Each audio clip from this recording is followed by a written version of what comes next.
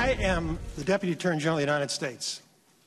Okay? You're the boss, Mr. Rosenstein. That's correct. Why did you tell Peter Strzok not to answer our questions yesterday? But I didn't give Peter Strzok any instructions. Horowitz said his bias is an appropriate explanation for his conduct. Do you agree? I certainly agree with the findings of the Inspector General report, and I think those messages clearly do indicate bias. We need a date when you found out that the wife of your deputy was working for people who are actively trying to undermine President Trump. This was a fiery hearing. That's just a sample as Republican lawmakers clashed with the Deputy Attorney General Rod Rosenstein over just about everything from his department's role in the Trump campaign surveillance to alleged stonewalling of document requests by committee. Congressman Bob Goodlatte's chairman of the Judiciary Committee. He led the operation yesterday with me now back in his district in Virginia. And, sir, thank you for coming back here, and good morning to you. Got about a second delay in the satellite, so we'll take it easy. Bill. What did you learn through this back and forth? Well, I got two things accomplished yesterday. First of all, a confirmation by the Deputy Attorney General of the United States that he agrees with the Inspector General's report that there were many, many missteps made by the FBI in the investigation into various actions by former Secretary of State Hillary Clinton.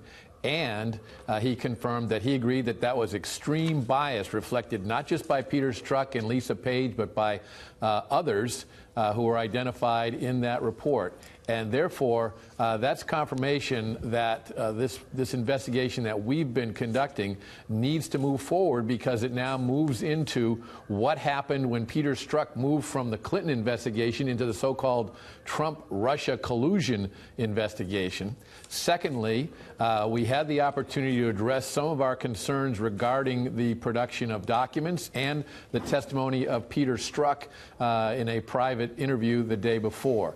That interview was plagued by the FBI's counsel instructing him repeatedly not to answer questions that are very important to our investigation. So I got the opportunity to impress upon both the Deputy Attorney General Rosenstein and Director Wray how important that is, and to point out a new development, and that is that in the production of documents, which has been improving greatly, and they have produced a tremendous number of documents, someone at the Department of Justice made the decision not to include communications within the Department of Justice, only within the FBI or between the FBI and the department. But if two people looking into the Clinton matter or other matters related to our investigation were communicating with each other in the Department of Justice, those weren't produced. And we got a commitment yesterday from John Lausch, the U.S. Attorney, to get on that and get on it right away. So that's four things there. It sounds like a lot. With regard to the Strzok interview, when you say that the lawyer for the FBI repeatedly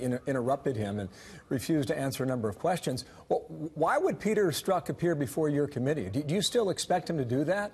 Or is this a case of Peter Strzok appearing, raising his right hand, and taking the Fifth Amendment? Well, we don't know what he'll do when he testifies.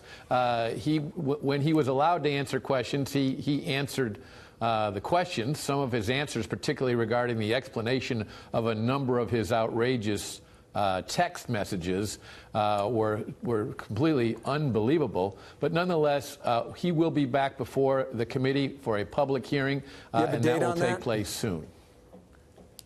We do not have a date yet, but we're getting close, and we'll announce it soon. Okay.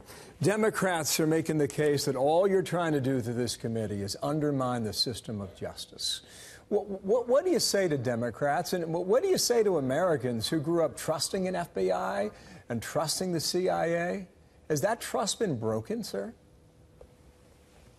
Well, we are all about making sure that the rule of law and our system of justice works very well.